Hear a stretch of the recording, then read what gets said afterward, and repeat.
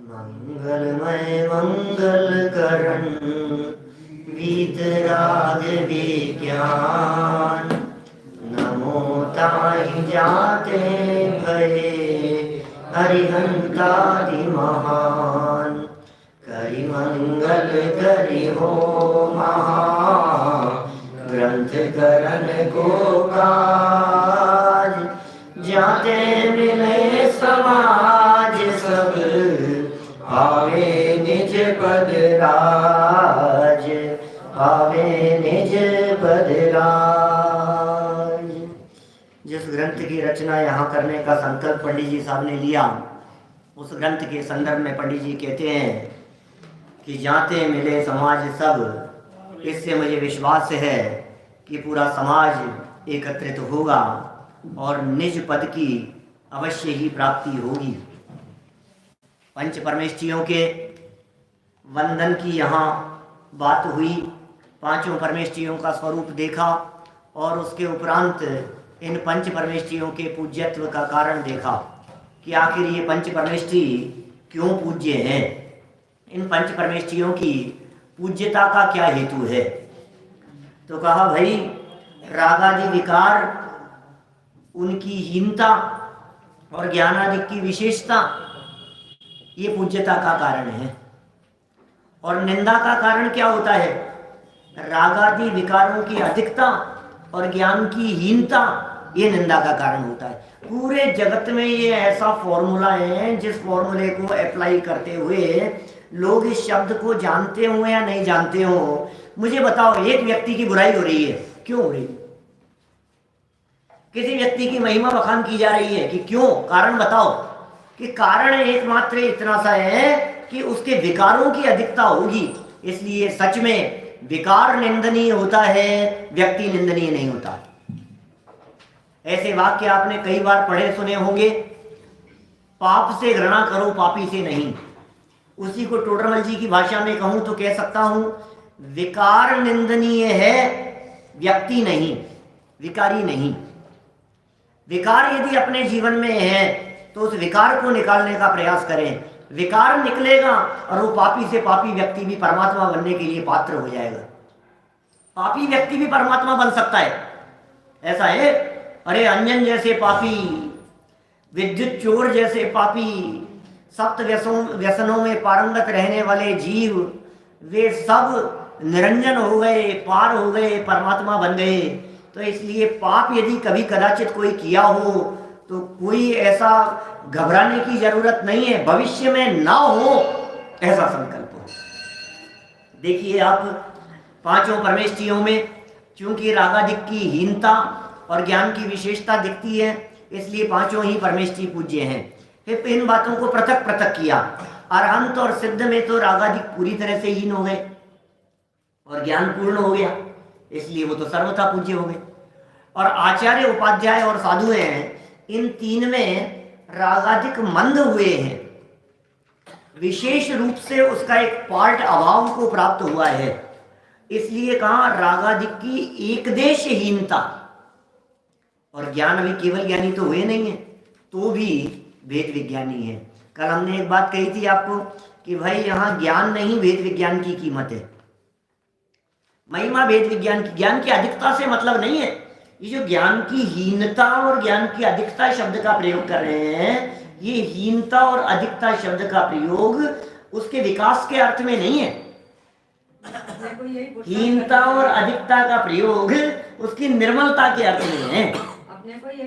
हाँ, जिसका ज्ञान निर्मल है वो पूज्य हो गया, और जिसका ज्ञान निर्मल नहीं है, तो ज्ञान की निर्मलता में कमी क्या होगी कि ज्ञान से जाना ये अच्छा है, ज्ञान से जाना ये बुरा है। तो ये जो बात है अच्छे और बुरेपन की वृत्ति, ये खोटी वृत्ति है। जानने तक सीमित नहीं रहता। जानने तक सीमित हो तब तो निर्मलता है ज्ञान की। ज्ञान की स्वच्छता क्या, ज्ञान की निर्मलता क्या? ज्ञान का विषय बना और मात्र जान लिया। पीछे आचार्य उपाध्याय साधुओं के स्वरूप बतलाते हुए टोडरमल जी ने कहा था, जानकर इष्ट अनिष्ट पूर्वक राग द्वेष नहीं करते। जानते तो हैं, इसका मतलब जानना और जान करके राग ज्ञान के साथ में जब राग का मिश्रण किंचित भी दिखाई देता है इस जीव के साथ में, तो उसे ज्ञान की हीनता कहते हैं। और ज्ञान जब जानकर निर्विकारी रहता है, रागादि रूप नहीं दिखती, यद्यपि ज्ञान की पर्याय अलग है और राग की पर्याय अलग है। राग चारित्र गुण की विकारी पर्याय है और ज्ञान अलग पर्याय है, दोनों न्यारी न्यारी है। लेकिन उसके बावजूद भी जब ज्ञान के साथ में राग और कषाय वर्तते हैं, तीव्रता को लिए हुए वर्तते हैं, तो वो ज्ञान विकारी कहलाता है। टोडरमल जी ने आगे चल करके प्रयोग किया, ज्ञेय मिश्रित ज्ञान का अनुभव करता है अज्ञानी, ज्ञेय मिश्रित ज्ञान उसका अनुभव करता है। खैर उन सब का निषेध किया और कहा कि भाई इसलिए ये स्तुति योग्य है। अब कौन कौन है ऐसे, ये मार्मिक बात यहाँ कहते हैं। देखिए 4 नंबर पेज है, पुनश्च, नीचे सुनना, बहुत मार्मिक प्रकरण कह रहे हैं। पुनश्च, ये जो अरहंतादिक पद हैं उनमें ऐसा जानना कि मुख्य रूप से तो तीर्थंकर का और गौण रूप से सर्व केवली का, प्राकृत भाषा में अरहंत तथा संस्कृत में अरहत, ऐसा नाम जानना। भाई जब हमने नमो अरिहंताणम कहा, अरहंतों को नमस्कार किया, आपने अरहंतों का स्वरूप भी बता दिया, तो इन अरहंतों में आते कौन कौन है? अरहंतों में कौन आते हैं? अरहंतों में कौन आएंगे भाई? अरहंतों में तो 24 तीर्थंकर तो अरहंतों में आएंगे। सुनो सुनो सुनो, अभी बताएंगे आगे चल करके, वो तो सिद्ध हो गए। अरहंत में कौन? तीर्थंकर अवस्था को प्राप्त जो जीव है, वर्तमान में तीर्थंकर पने से सहित है, वे तो हैं ही, वो तो मुख्य रूप से अरहंत है। जिस समय तीर्थंकर अवस्था रूप से मौजूद हो, 13वें 14वें मस्तान भर्ती सीमंदर आदि, वो आगे चल करके करेंगे, वो अलग बात है, इसलिए नाम घोषित नहीं कर रहा हूं मैं। अभी क्या कह रहे हैं? मुख्य रूप से तो जो जीव तीर्थंकर हैं वो अरहंत हैं, लेकिन इनके अलावा भी अरहंत होते हैं। अरहंत और तीर्थंकर, सुनो, जो जो तीर्थंकर होते हैं वे सब नियम से अरहंत होते हैं, लेकिन जो जो अरहंत होते हैं वो सब तीर्थंकर नहीं होते। बहुत सारे ऐसे हैं गौण रूप से सर्व केवली। आप जानते हैं 7 प्रकार के केवली कहे, केवलियों के 7 प्रकार कहे हैं जिनागम में। एक होते हैं पंच कल्याणक वाले तीर्थंकर, एक होते हैं 3 कल्याणक वाले तीर्थंकर, एक होते हैं 2 कल्याणक वाले तीर्थंकर। 3 प्रकार तो केवलियों के ये कहे। एक कहा सातिशय केवली। सातिशय केवली कौन होते हैं? सातिशय केवली वे होते हैं जिनके तीर्थंकरों के समान बड़ी सभा तो नहीं लगती, लेकिन छोटी सभा लगती है, गंधकुटी होती है जिनके, सातिशय केवली भी कहलाएंगे। बिल्कुल, वे सब अरहंत आप्त कहलाते हैं जिनकी वाणी खिरती है। मुख्य रूप से तीर्थंकरों के लिए आप्त कहा जाता है। गौण रूप से जिनकी वाणी खिरती है उन्हें आप्त कहते हैं। तो हम क्या बता रहे हैं आपको? 3 प्रकार के तो केवली हो गए, 2 कल्याणक, 3 कल्याणक और पंच कल्याणक वाले, ठीक है। चौथा प्रकार हमने बतलाया सातिशय केवली। सातिशय केवली कौन? जिन्हें केवल ज्ञान होते ही गंधकुटी लग गई और छोटी सी सभा लग गई और देवगति के जीव उनका भी उपदेश सुनने के लिए आ गए, उनकी वाणी गिरने लगी। याद रखना, पूछ सकता हूं ना। सातिशय केवली हो गए। एक है सामान्य केवली। इन सामान्य केवलियों को कहते हैं मूक केवली भी। माने सामान्य केवली और मूक केवली, इनमें क्या फर्क है? सामान्य और मूक केवलियों में एक ही है, कोई फर्क नहीं है। सामान्य केवली और मूक केवली एक ही, इनकी वाणी नहीं खिलती, ये मौन रहते हैं। केवल ज्ञान हो गया, अरहंत बन गए, अब मौन है। एक होते हैं उपसर्ग केवली। उपसर्ग केवली कौन? कि उपसर्ग के काल में जिन्हें केवल ज्ञान की प्राप्ति हो गई हो, वे उपसर्ग केवली। आपको मालूम है पार्श्वनाथ स्वामी भी उपसर्ग केवली है। पार्श्वनाथ स्वामी उपसर्ग हो रहा था उनके ऊपर, और उपसर्ग होते होते उस उपसर्ग के समय में ही उन्हें केवल ज्ञान हो गया, उपसर्ग केवली है। गुरुदत्त को भी कहेंगे, हाँ कह सकते हैं। अब सुनो, उपसर्ग केवलियों में ही कुछ ऐसे होते हैं जो अंतःकृत केवली होते हैं। ये सातवां प्रकार। ये अंतःकृत केवली कौन? कि उपसर्ग होने के उपरांत, उपसर्ग के काल में ही अरहंत तो हो ही गए थे, शरीर इतना क्षीण हो गया था कि वो क्षट सिद्ध हो गए अरहंत होते ही। वे अंतःकृत केवली है, माने जिनकी अरहंत अवस्था लंबी नहीं है। हाँ, गज कुमार मुनिराज हैं जैसे, वो अंतःकृत केवली हैं गज कुमार। उपसर्ग के हुआ उनका, खोपड़ी जल गई सारी, उदाहरण दिया है, चित्र लगा है, तो ये खोपड़ी जल गई पूरी। अब खोपड़ी जल गई पूरी, अब ये सब क्या हुआ? अरहंत अवस्था की प्राप्ति हो गई। बाहर में खोपड़ी जल रही है, सर जल रहा है और बिल्कुल राख हो गया है, बिल्कुल बचा ही नहीं ऊपर का हिस्सा, और अंदर में अतीन्द्रिय आनंद का स्वाद चल रहा है, अपने स्वभाव के साथ में जुड़ान नहीं छूटा और केवल ज्ञान हो गया, शरीर बचा नहीं, निर्वाण हो गया। अरहंत होती अब दशा जो भी रही हो, मैंने दो बातें कही थी। एक स्थिति ऐसी कि अरहंत होते ही जो क्षण मात्र के लिए अरहंत दशा रही, उसमें पूरा हो गया शरीर, और दूसरी ऐसी पूरा क्यों हो जाएगा, कैसे हो जाएगा, क्या जरूरत है, शरीर पूरा हो चाहे नहीं, शरीर से क्या लेना देना है। अब जो भी जैसी अवस्था थी उसमें सिद्ध अवस्था में चले गए, वे कहलाते हैं अंतःकृत केवली। तो ये कह रहे हैं सर्व केवली अरहंत भगवान में शामिल हो गए। प्राकृत भाषा में क्या कहते हैं उन्हें? अरहंत। अरिहंत भी कहते हैं, कहीं अरुहंत भी मिलता है। सुनो, धवला में अरिहंत और अरहंत दोनों प्रकार के शब्दों का उल्लेख मिलता है। इसलिए नमो अरिहंताणम बोले या नमो अरहंताणम बोलो, क्या करें? नमो अरिहंताणम बोले या नमो अरहंताणम, क्या करें? एक ही, कोई फर्क नहीं पड़ता है। अरहंताणम शब्द का प्रयोग किया जाता है देवों द्वारा पूजित होने के अर्थ में। अरहंताणम देवों द्वारा पूजित है।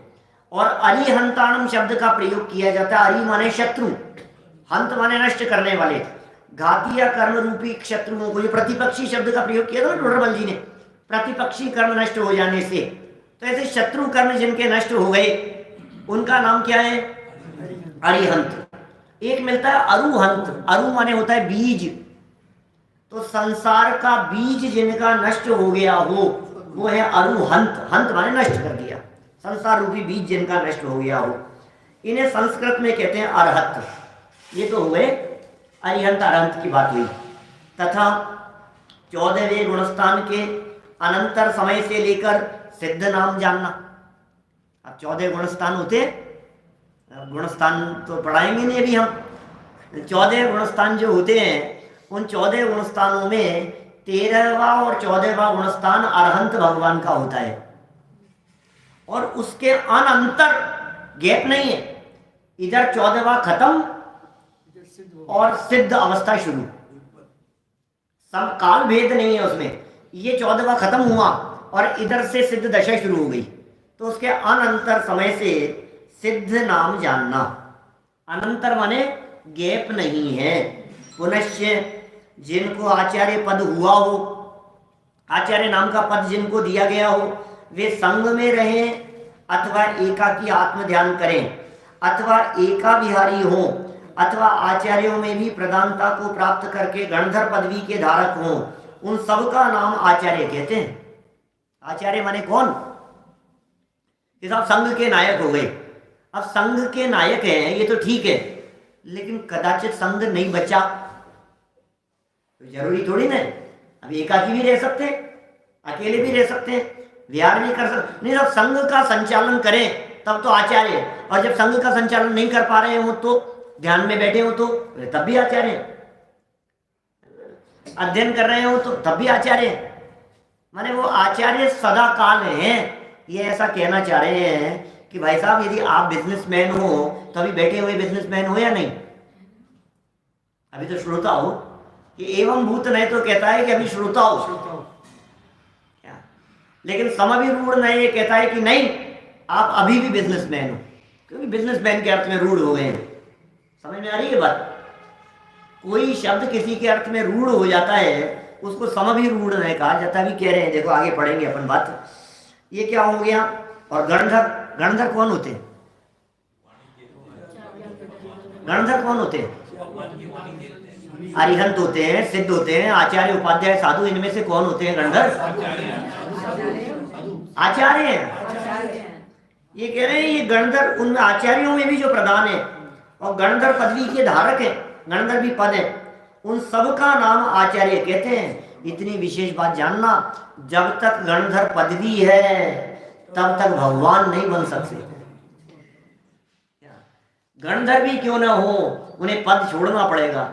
आचार्य और उपाध्याय का भी पदभार जब तक है तब तक निर्भार नहीं हो सकते। निर्भार होने के लिए पदभार छोड़ना पड़ेगा, सब अपद है। और पुनश्च पठन पाठन तो अन्य मुनि भी करते हैं। अब देखना कितनी मार्मिक बात कह रहे हैं। आपने कहा साहब पठन पाठन के अधिकारी होते हैं, वे उपाध्याय होते हैं, और भी करते हैं, परंतु जिनको आचार्यों द्वारा दिया गया उपाध्याय पद प्राप्त हुआ हो, आचार्यों ने जिनको उपाध्याय पद दिया हो, वे आत्म ध्यानादि कार्य करते हुए भी उपाध्याय ही नाम पाते हैं। आचार्यों ने जिनको उपाध्याय पद दे दिया, अब चाहे वे ध्यान कर रहे हों, चाहे वे अध्ययन कर रहे हों, चाहे वे साधना कर रहे हों, चाहे वे आहार के लिए जा रहे हों, कुछ भी कर रहे हों, उनको क्या जानना? उपाध्याय। इसका मतलब कोई अरे साहब आपने पठन पाठन के लिए कहा था, या आहार के लिए जा रहे हैं, ये कैसे हो सकते हैं? ये विहार कर रहे हैं, ये कैसे हो सकते हैं? होंगे भाई साहब। तथा जो पदवी धारक नहीं है वे सर्व मुनि साधु संज्ञा के धारक जानना। जिनको किसी प्रकार का कोई पद नहीं है वे सारे के सारे मुनि साधु संज्ञा के धारक हैं, उन्हें साधु जानना चाहिए। अब गजब बात कह रहे हैं, सुनना। यहाँ ऐसा नियम नहीं है, पेज नंबर 5 पे मोक्ष मार्ग प्रकाशक, यहाँ ऐसा नियम नहीं है कि पंचाचारों से आचार्य पद होता है। सुनो, आप जगत में आप लोगों से पूछोगे ना आचार्य किसे कहते हैं, बोले पंचाचारों का पालन करते हैं। उपाध्याय किसे कहते हैं, बोले पठन पाठन से उपाध्याय पद होता है। और मूल गुणों के साधन से साधु पद होता है। ऐसा नहीं है, ऐसा नहीं है। समझ में आ रही है बात? माने आचार्यों के पालन करते हैं आचार्य, पठन पाठन करते हैं उपाध्याय, साधना करते हैं साधु, लेकिन इससे ही आचार्य उपाध्याय साधु पद हो ऐसा नहीं है, क्योंकि ये क्रियाएं तो सर्व मुनियों के साधारण हैं। सारे मुनिराज पढ़ते पढ़ाते हैं, सारे मुनिराज साधना करते हैं, आचारों का पालन करते हैं, दर्शनाचार, ज्ञानाचार, तपाचार, वीर्याचार, सब पांचों जो आचार कहे हैं ना, ये सब 5 आचार, पंचाचार, ज्ञान, दर्शन, चारित्र, उपचार, वीर्य, तप, वीर्य और तप, उपचार नहीं, तो ये 5 प्रकार के आचारों का पालन करते हैं, सब करते हैं, तब भी सब मुनिराज करते हैं। ये सबके साधारण है, परंतु शब्द नय से उनका अक्षरार्थ वैसा किया जाता है। शब्द नय पता है क्या कहता है? शब्द नय कहता है शब्दों को देख रहा है। आचार्य किसे कहें? आचारों का पालन करने वाले। उपाध्याय, अध्याय है ना, तो अध्ययन जो करे करावे वो उपाध्याय। साधु, साधु साधना से बनता है, तो साधु कौन? जो साधना करे वो साधु। शब्द नाम का एक नय है, नय कहते हैं दृष्टिकोण को, विवक्षा को। ये शब्द नय ऐसा है, उसकी अपेक्षा से मुख्यता से ऐसा कहा जाता है। लेकिन जो समभिरूढ़ नय है ना, उससे पदवी की अपेक्षा ही आचार्य अधिक नाम जानना। अभी शब्द नय क्या होता है, समभिरूढ़ नय क्या होता है, क्या साहब थोड़ा सा उपयोग एकाग्र करके समझना पड़ेगा आपको। शब्द नय क्या होता है? शब्दों को पकड़े वो शब्द नय, शब्द मात्र से, शब्द से ही अर्थ लगाए वो शब्द नय। समभिरूढ़ नय ये कहता है जो जिसके अर्थ में प्रसिद्ध हो गया हो उसका प्रयोग उसके अर्थ में करना। क्या? जैसे जैसे बताओ आप, क्या बहुत सारे प्रयोग हो सकते हैं? मास्टर जी, हमने यहाँ कहा मास्टर जी, तो मास्टर जी किसके अर्थ में प्रसिद्ध है? और हमने कहा जैन साहब, तो जैन साहब इनके अर्थ में प्रसिद्ध हो गया, तो बोलो जैन तो सभी है क्या? दूसरे जैन नहीं है क्या? लेकिन इनके अर्थ में रूढ़ हो गया वो। जगत में ऐसे लोग होते हैं ना, दादा अर्थ प्रसिद्ध हो गया, ये तो दादा है, दादा ऐसा कहते हैं, तो आप क्या समझते हैं? जब हम कहते हैं गुरुदेव ऐसा कहते हैं, तो आप क्या समझते हैं उसका अर्थ? जगत में ऐसे होते हैं ना, ये मामा जी है, जगत मामा है, ये चाचा जी हैं, ये जगत चाचा जी है, सारी दुनिया इनको चाचा जी कह करके पुकारती है। जैसे हमने कहा चाचा, चाचा नेहरू, हमने कहा पिता, राष्ट्रपिता, हमने कहा गांधी जी ऐसा कहते थे, तो गांधी जी का अर्थ गांधी सरनेम वाला नहीं है। गांधी सरनेम वाले हर व्यक्ति की बात नहीं है, उनकी बात है, मोहनदास करमचंद गांधी की बात है, वो उनके अर्थ में रूढ़ है। जो शब्द जिनके अर्थ में रूढ़ हो गया हो उन्हीं की बात करना और उनके लिए उसी शब्द का प्रयोग करना। तो ये कह रहे हैं आचार्य शब्द का प्रयोग आचार्यों का पालन करने वाले के अर्थ में नहीं है, जिन्हें आचार्य पद दिया गया हो उनके अर्थ में प्रसिद्ध है, उन्हें आचार्य जानना। समविरूढ़ से पदवी की अपेक्षा से आचार्य जानना, पदवी की अपेक्षा से उपाध्याय जानना, साधु जानना। जिस प्रकार शब्द नय से जो गमन करे उसे गाय कहते हैं। शब्द नय क्या कहता है? गच्छति इति गौ। गौ शब्द क्या है? गच्छ से बना है, गच्छति से सिद्ध होता है, बोले जो गमन करे वो सब गाय। लेकिन भाई गमन तो मनुष्य आदि भी करते हैं। तो समविरूढ़ नय क्या कहता है कि नहीं नहीं भाई, गच्छति इति गौ इसकी व्युत्पत्ति की है यद्यपि, लेकिन फिर भी पर्याय अपेक्षा से नाम है। जिसने गाय नामक पर्याय प्राप्त की है, जो गाय नामक पर्याय को धारण किए हुए उसे गाय समझना, उसी प्रकार यहां भी समझना। तो इस तरह से ये बात यहां कही गई। देखिए आप आगे क्या कहते हैं। अब एक गजब की बात कि साहब पंच परमेष्ठी कहे आपने, इनका क्रम बताओ। बोले सबसे पहले अरिहंत, फिर सिद्ध, फिर आचार्य, उपाध्याय, साधु। अब हमारा प्रश्न ये है कि इनमें सबसे पहले अरहंतों को वंदन क्यों? यहां सिद्धों से पहले अरहंतों को नमस्कार किया, तो क्या कारण है? बड़े कौन है सब? अरहंत बड़े हैं कि सिद्ध बड़े हैं?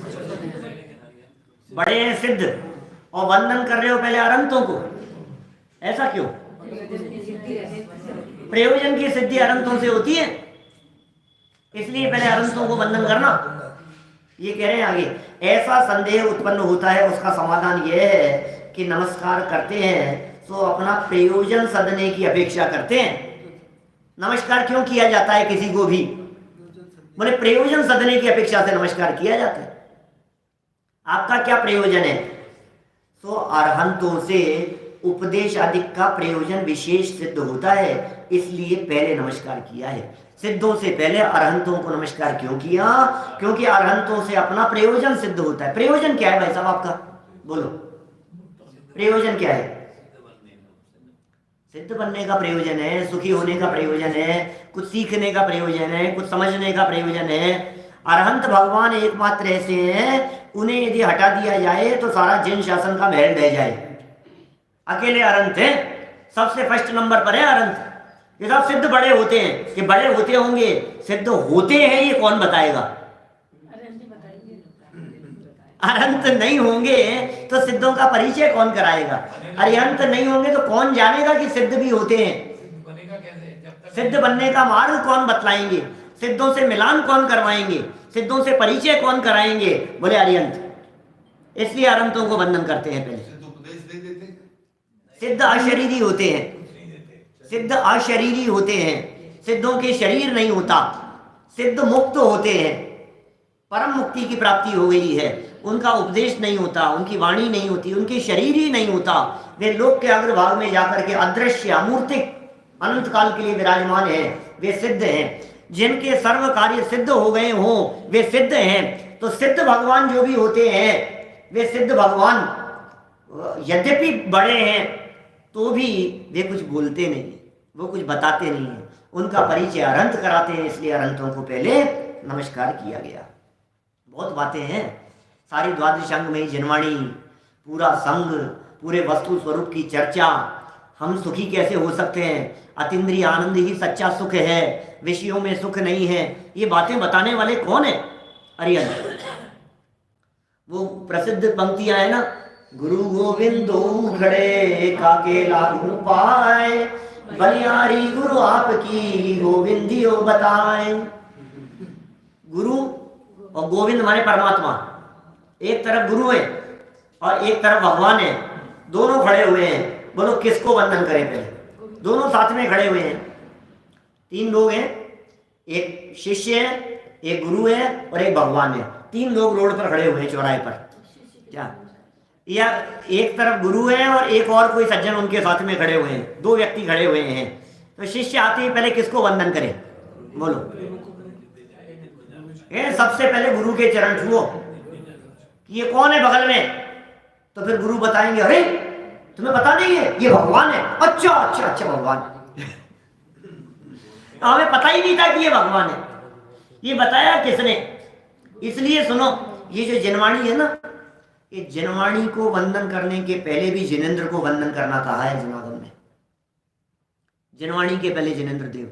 शास्त्र सभा यदि कहीं चल रही हो तो उस चलती हुई शास्त्र सभा में पहले भगवान को वंदन करके आओ, पहले जिनेंद्र देव के दर्शन करके आओ, बाद में शास्त्र सभा में आकर के बैठो, ऐसा विधान कहते हैं हमारे यहाँ। शास्त्र सभा में बाद में, पहले भगवान के दर्शन करके आओ। क्यों? क्योंकि भगवान की कही हुई वाणी है, पहले भगवान है बाद में उनकी वाणी है। भगवान कोई की प्रति महिमा नहीं होगी तो उनकी वाणी के प्रति महिमा कैसे होगी?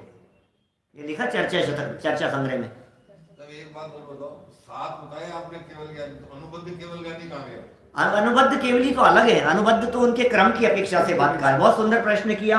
अनुबद्ध केवली होगा, क्या होगा साहब? अनुबद्ध केवली भी तो है, आप तो 7 प्रकार के गए। अनुबद्ध केवलियों की चर्चा पता है वो क्यों पूछ रहे हैं? क्योंकि वो मथुरा से मोक्ष गए हैं। कौन? जम्बू स्वामी, वो उनका क्षेत्र है। जम्बू स्वामी अंतिम अनुबद्ध केवली कहे जाते हैं। अनुबद्ध माने एक के बाद एक नंबर से, केवलीपन में फर्क नहीं है। भगवान महावीर स्वामी मोक्ष गए सुबह और शाम को केवल ज्ञान हो गया किसे? इंद्रभूति गौतम स्वामी को। और इंद्रभूति गौतम का उपदेश होने लग गया, गंधकुटी लग गई, सातिशय केवली थे, 12 वर्ष तक उनका उपदेश चलता रहा। अब वो जैसे ही जिस दिन इंद्रभूति गौतम को सुबह निर्वाण हो गया, ये सिद्ध बन गए, उसी दिन शाम को सुधर्म स्वामी को केवल ज्ञान की प्राप्ति हो गई। गैप नहीं पड़ा, सुनने वालों को गैप नहीं पड़ा। मैं कहीं चला गया तो उसी दिन दूसरा व्यक्ति यहां आ गया प्रवचन करने के लिए।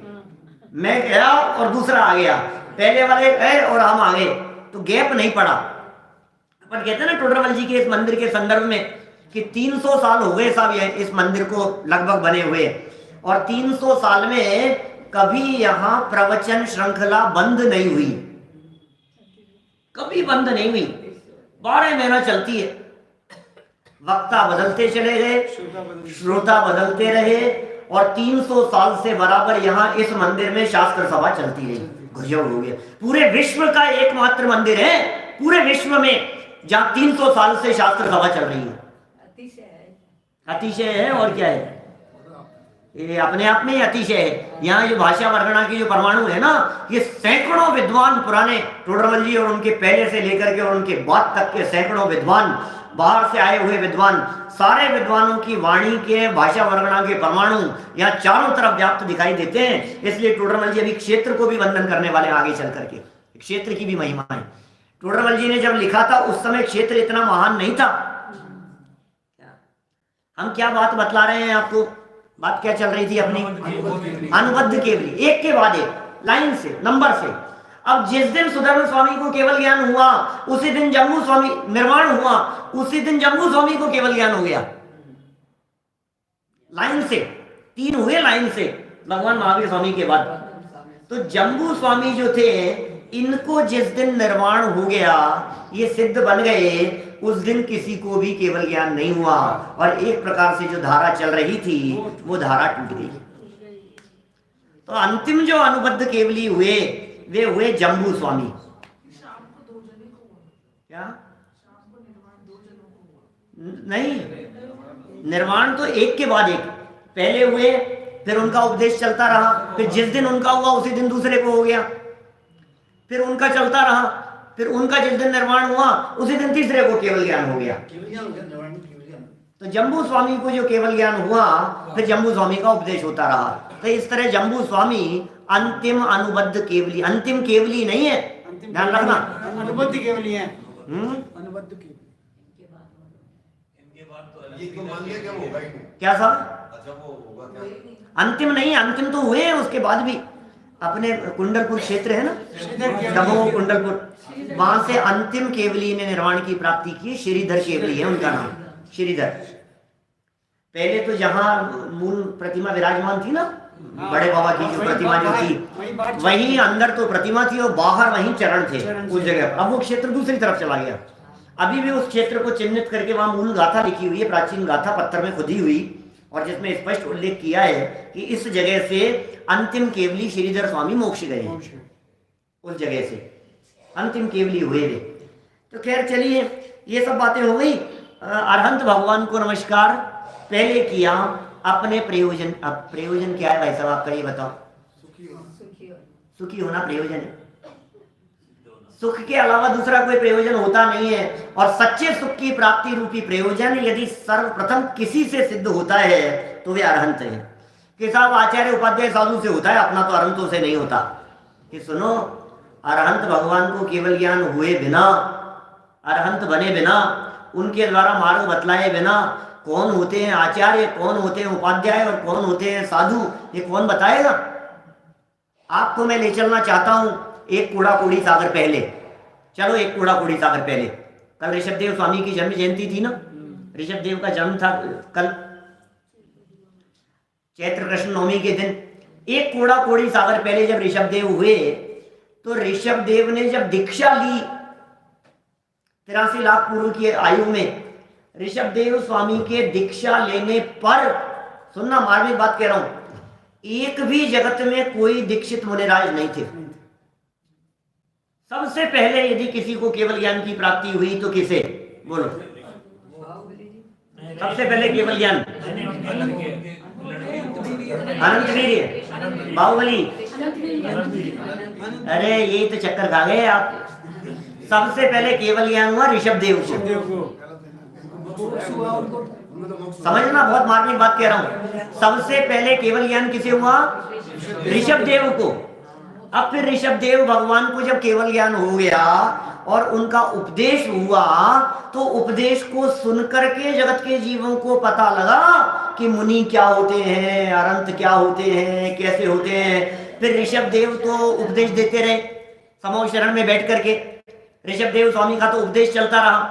अब ऋषभदेव स्वामी का उपदेश चलता रहा और उस उपदेश को सुनकर और लोग उनसे पहले भगवान बनते गए, अनंत और सिद्ध। बाहुबली भी उनसे पहले मोक्ष चले गए।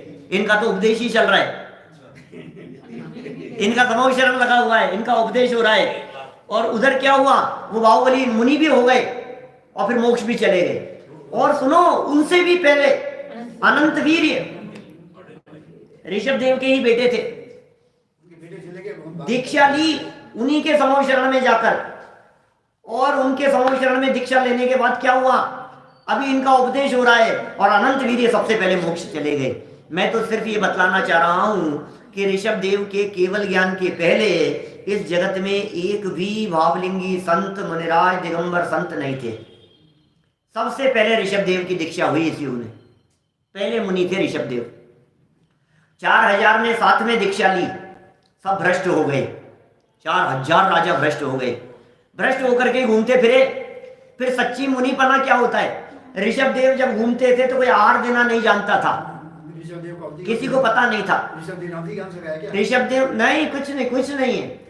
ऋषभदेव तो पूर्व का ज्ञान लेकर के आए थे, 3 ज्ञान के धारी थे। तीर्थंकर, नाम, कर्म, प्रकृति साथ में लेकर के आए थे ऋषभदेव स्वामी।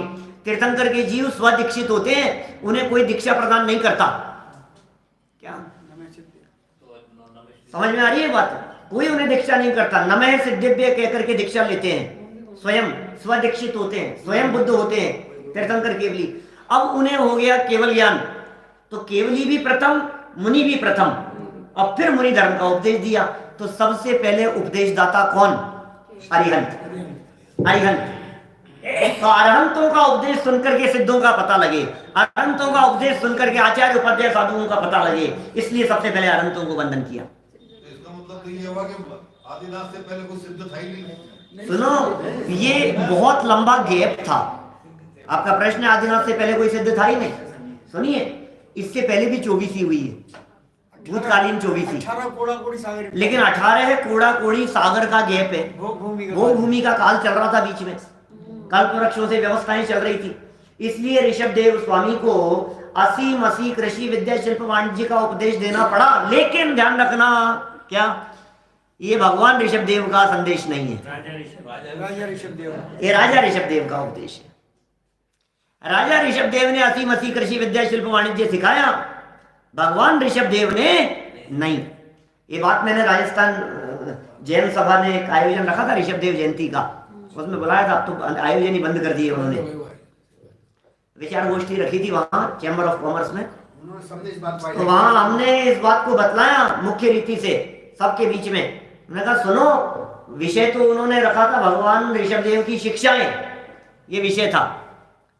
तो दो वक्ता और थे, तो उन्होंने दो ऋषभ देव की शिक्षाएं बतले। हमने कहा ये ऋषभ देव भगवान की शिक्षा है ही नहीं, ऋषभ देव भगवान की शिक्षा है वीतरागता। ऋषभ देव भगवान की शिक्षा है वैराग्य, ध्यान, साधना का उपदेश, संयम का उपदेश, तप का उपदेश, स्वाध्याय का उपदेश, पढ़ो समझो, 6 द्रव्य 7 तत्व, ये ऋषभ देव भगवान का उपदेश है। ऋषभ देव भगवान का उपदेश क्या है? ये असी माने क्या होता है? तलवार। अहिंसा का उपदेश देने वाले तलवार चलाना सिखाएंगे, ये राजाओं के काम हो सकते हैं, ये हमारे वीतरागी भगवान का काम नहीं है। समझ में आ रही है बात? हमारे भगवान वीतरागी है, हमारे भगवान सर्वज्ञ है। तो ये इन्होंने उपदेश दिया। हम ये कहना चाह रहे हैं, जगत के जीवों के सच्चे सुख रूपी प्रयोजन की सिद्धि कराने वाले होने से अरहंतों को पहले वंदन किया जाता है। चलिए अब देखिए और आगे क्या कहते हैं जरा। इस प्रकार अरहंतादिक का स्वरूप चिंतन किया। अब हो गया साहब, 5 परमेष्ठियों का स्वरूप चिंतन हो गया, बराबर। अब एक प्रश्न और यहाँ बीच में उठता है, जो मैंने बालबोध के प्रवचनों में उठाया है कि साहब इसी तरह से आचार्य, उपाध्याय और साधु, इनमें कौन बड़े हैं? बड़े तो आचार्य हैं, तो साधु बने बिना मोक्ष जाते नहीं आचार्य उपाध्याय से, तो साधु को पहले वंदन करना चाहिए, आचार्य उपाध्याय को बाद में? कि नहीं, आचार्यों के निर्देशन में उपाध्याय बनते हैं, आचार्यों के सानिध्य में साधु बनते हैं, इसलिए आचार्यों को पहले। संघ में पठन पाठन वाले होने से उपाध्याय को उनके बाद, और साधना करने वाले जो अन्य पदवी के धारक हैं ऐसे साधुओं को उनके भी बाद। खैर इन सब का चिंतन किया, क्योंकि स्वरूप चिंतन करने से विशेष कार्य सिद्धि होती है। अभी देखो आपके सबके प्रयोजन की सिद्धि की चर्चा करेंगे, थोड़ा धैर्य बना करके रखना, 2-1 दिन लगेंगे उस प्रकरण तक चलने में, लेकिन इतनी मार्मिक बातें आएगी कि आपका मन प्रफुल्लित हो जाएगा। दुनिया में लोगों को जो चाहिए ना, वो भी सारी बातें कही है टोडरमल जी ने। लौकिक प्रयोजन की सिद्धि की बात की है, अरहंत आदि से प्रयोजन सिद्धि का प्रकरण दिया है आगे वाले पेज पर, चर्चा करेंगे हम उसकी विस्तार से, कैसे हमारा प्रयोजन सिद्ध होता है। लेकिन ये कह रहे हैं विशेष कार्य सिद्धि होती है इनसे, इनका चिंतन करने से। पुनश्च इन अरहंत आदि को पंच परमेष्ठी कहते हैं। क्या साहब, अरहंत आदि को क्या कहते हैं? पंच परमेष्ठी। क्योंकि जो सर्वोत्कृष्ट इष्ट हो उसका नाम परम इष्ट है। समझ में आई बात? परम इष्ट किसे? परम इष्ट, इष्ट माने प्रयोजन की सिद्धि, और सर्वोत्कृष्ट इष्ट हो, सर्वोत्कृष्ट इष्ट हो, उनका नाम क्या है? परम इष्ट, उनका नाम परम इष्ट है। और वे 5 हैं। पंच जो परमेष्ठ, उनका समाहार समुदाय, उसका नाम पंच परमेष्ठी जानना। पंच माने 5, इन 5 का समुदाय वो पंच परमेष्ठी। आपने बालबोध में ऐसी परिभाषा दी है, परमेष्ठी किसे कहते हैं बताओ? जो परम पद में स्थित हो उन्हें परमेष्ठी कहते हैं। और परम पद क्या है? ये 5 पद है, अरिहंत, सिद्ध, आचार्य, उपाध्याय, साधु, ये पंच परमेष्ठी है। भाई साहब सुनो, नमोकार मंत्र को महामंत्र क्यों कहा? नमोकार मंत्र को सर्वश्रेष्ठ मंत्र क्यों कहा? नमोकार मंत्र में किसी व्यक्ति को नमस्कार नहीं है। ये ऐसा कैसा मंत्र है? ओम ह्रीम श्रीम क्लीम अरहम ऋषभ देव तीर्थंकराय, ऐसे जो मंत्र हैं उसमें ऋषभ देव को वंदन किया। समझ में आ रही है? और समझ लो आप ओम ह्रीम श्री शांतिनाथाय जगत शांति कराय सर्वोपद्र शांतिम कुरु कुरु ह्रीम नमः स्वाहा। क्या तो शांतिनाथ भगवान को नमस्कार किया। महावीराय नमः, पार्श्वनाथाय नमः, मुनि सुव्रतनाथ तीर्थंकराय नमः। एक एक तीर्थंकर को वंदन किया ना, एक एक मंत्र में। ये वो मंत्र है जिसमें नमो अरिहंताणम कहा तो अकेले अरहंत नहीं, अरहंत नाम के व्यक्ति नहीं, अरहंत नाम के तीर्थंकर नहीं, तीन लोग तीन काल में जितने अरहंत पद के धारक हैं सबको एक शब्द में वंदन हो गया। इसलिए ये महामंत्र है, व्यक्ति विशेष को नमस्कार नहीं।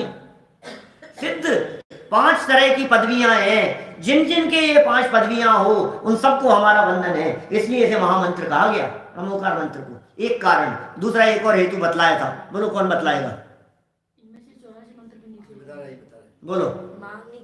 इसमें कोई डिमांड नहीं की, शाबाश बच्चा, कितना सुंदर बात कही इसने। क्या बोला? इसमें कोई डिमांड नहीं की गई, इसमें कोई मांगा नहीं गया है। सर्व शांतिम कुरु कुरु, सारे जगत में शांति की करो ऐसी कामना है। इस नमोकार महामंत्र में कोई कामना नहीं है, कोई डिमांड नहीं है, कुछ मांगा नहीं गया है, इसलिए ये महामंत्र है। एक तो किसी व्यक्ति को नमस्कार नहीं है और दूसरा इसमें किसी की डिमांड नहीं है, इसलिए ये महामंत्र है। और इसमें समाहित जो 5 पद हैं वे परम इष्ट हैं, इनसे हमारा भला होता है, इनसे हमारा कल्याण होता है। देखिए आगे बढ़ते हैं अपन, थोड़ी सी और 2 पैराग्राफ और पढ़ूंगा, मिनट 3 बचे हैं अपने पास में, 3.5। पुनश्च तीर्थंकरों के नाम बतलाए। ऋषभ, अजित, 24 तीर्थंकरों के नाम। अरे नाम लेना मात्र, जिनकी जबान पे भगवान का नाम आवे समझ लेना उसके सद्भाग्य जागृत होने का काल आ गया है। भगवान का नाम जिसकी जबान पर आ जावे, इसे ऐसा मत समझना अरे यार ये तो क्या है, नाम बताए कुछ दम नहीं है, इनमें क्या पढ़ना है। अरे भाई भगवान का नाम लो जबान से, पापियों की जबान पे भगवान का नाम नहीं आता। भगवान का नाम ऋषभ, ऋषभदेव, अजित, संभव, अभिनंदन, सुमति, पद्मप्रभ, सुपार्श, चंद्रप्रभ, पुष्पदंत, शीतलनाथ, श्रेयांसनाथ, वासुपूज्य, विमलनाथ, अनंतनाथ, धर्मनाथ, शांतिनाथ, कुंथनाथ, अरनाथ, मल्लीनाथ, मुनिसुव्रत, नमीनाथ, नेमिनाथ, पार्श्वनाथ, वर्तमान नाम के धारक 24 तीर्थंकर, ये सब नाम बतलाए। ये 24 तीर्थंकर इस भरत क्षेत्र में वर्तमान धर्म तीर्थ के नायक हुए हैं। ये सब धर्म तीर्थ के नायक हैं, वर्तमान धर्म तीर्थ के नायक हैं। तीर्थ के नायक है इसलिए तीर्थंकर है। तीर्थंकर होती थी तीर्थंकर है। तीर्थंकर किसे कहते हैं? अरे बालबोध की परिभाषाएं हैं ये क्या? बालबोध 3 साल पहले चलाया था अपन, पूरे 3 साल हो गए। आज कितनी तारीख है? 18 है, पूरे 3 साल हो गए। 15 मार्च 2017 को शुरू किया था। सारे वीडियो उपलब्ध हैं YouTube पर, बारीकी से पढ़ो, सच में बहुत मार्मिक है वो सारे विषय। किसे कहते हैं? जो धर्म तीर्थ का उपदेश देते हैं, समो शरण आदि विभूति से युक्त होते हैं और जिनके तीर्थंकर नाम कर्म नाम का महापुण्य का उदय होता है, उन्हें तीर्थंकर कहते हैं। अभी याद ही नहीं होगी लोगों को। धर्म तीर्थ के नायक, गर्भ जन्म तप ज्ञान निर्वाण कल्याणकों में इंद्रादिकों द्वारा विशेष पूज्य होकर अब सिद्धालय में विराजमान है, उन्हें हमारा नमस्कार हो। सिद्धालय में जाकर के विराजमान हो गए। इसका मतलब 24 तीर्थंकर वर्तमान में कौन से परमेष्ठी हैं? बोलो। भगवान महावीर कौन से परमेष्ठी में शामिल है? सिद्ध परमेष्ठी में। और आज से यदि 2600-2700 वर्ष पहले पूछे हम, 2700 वर्ष पहले बतलाओ भगवान महावीर स्वामी कौन से परमेष्ठी में थे? अनंत परमेष्ठी में। 2700 वर्ष पहले साधु भी नहीं थे, परमेष्ठी नहीं थे। 2600 साल पहले तो जन्म हुआ था उनका। क्या मैं 2560 वर्ष पहले पूछूं तो कहेंगे अनंत परमेष्ठी में, अभी ये सिद्ध परमेष्ठी में। मैंने 2700 वर्ष पहले पूछा, आप सिद्ध तो बोले ही नहीं, अनंत भी बोलने लगे। अनंत भी नहीं थे, जन्म भी नहीं हुआ था। सावधानी रखने के लिए भी भरत और ऐरावत क्षेत्र के सभी तीर्थंकरों के 5 कल्याणक होते हैं। चलो सबको नमस्कार हो गया। आगे पुनश्च सीमंधर, युगमंधर, बाहु, सुबाहु, संजातक, स्वयंप्रभ, बृहस्पति, अनंतवीर्य, सूर्यप्रभ, विशाल कीर्ति, वज्रधर, चंद्रानन, चंद्रबाहु, भुजंगम, ईश्वर, नेमिप्रभ, वीरसेन, महाभद्र, देवयश, अजित वीर्य नाम के धारक 20 तीर्थंकर पंचमेरु संबंधी विदेश क्षेत्रों में वर्तमान में अभी आज की तारीख में, जैन साहब आज की तारीख में केवल ज्ञान सहित विराजमान है, अभी विराजमान है वहां, उन्हें हमारा नमस्कार हो। अभी वो समो विचरण सहित विराजमान है, देव लोग आ रहे हैं, वहां उनके चरणों में बैठे हुए हैं। 4 गतियों में से 3 गति के जीव नारकियों को छोड़कर वो उनका उपदेश सुन रहे हैं। असंख्यात जीव अभी भगवान की दिव्य ध्वनि सुन रहे हैं, श्रीमंदर भगवान का उपदेश हो रहा है अभी। ऐसे वर्तमान में मौजूद विद्यमान 20 तीर्थंकरों को हमारा वंदन। वे कौन से परमेष्ठी हैं? 24 तीर्थंकर तो है सिद्ध परमेष्ठी और विद्यमान 20 तीर्थंकर है अरहंत परमेष्ठी। तो यद्यपि परमेष्ठी पद में इनका गर्भितपना है, तथापि विद्यमान काल में इनकी विशेषता जानकर अलग नमस्कार किया है। यद्यपि पंच परमेष्ठियों को वंदन किया तो उसमें गर्भित हो गए, लेकिन फिर भी वर्तमान काल की विशेषता देखकर विद्यमान में मौजूद है ऐसा जानकर उन्हें पृथक से वंदन किया है। और भी जो वंदन करने योग्य हैं उन्हें बहुत बारीकी से आगे बढ़ते हुए पंडित जी साहब वंदन करने वाले हैं, उसकी चर्चा अपन फिर करेंगे। ज्ञानानंद स्वभावी हूँ मैं, ज्ञान